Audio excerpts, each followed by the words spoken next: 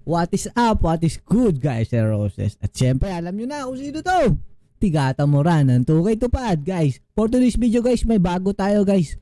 Meron ngayon ang 2K Tupad ng top 5 plays of the week. Oo, tama ang narinig nyo, guys. At tara, guys, panoorin natin kung sino nga ba ang nanguna sa top 5 plays of the week natin. Tara!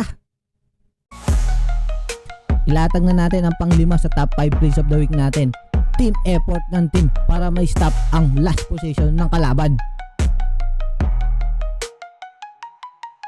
Ka. Masyado ka. At para sa top 4, guys, Insan para sa kanyang putback 100 slam.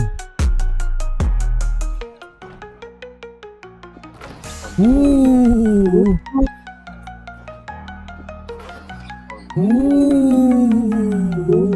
Who's that jersey number 24? Who's that? Sa ganda ng dunk na yun, guys, diretso na natin sa number 3. Sundan natin ng kalawit black ni Sian.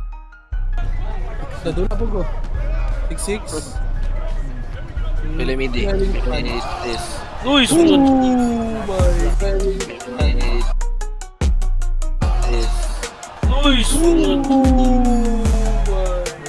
At kung nabitin ka doon, eto sundan natin top 2. Big stop block ni Boss Monchi para sa possession na to.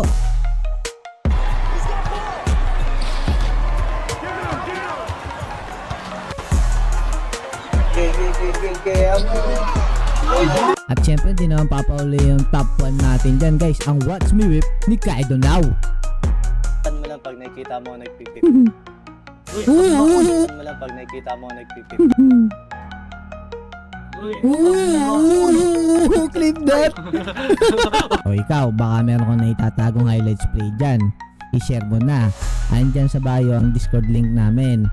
Baka imbis na maangas yan, maagnas lang sa files mo.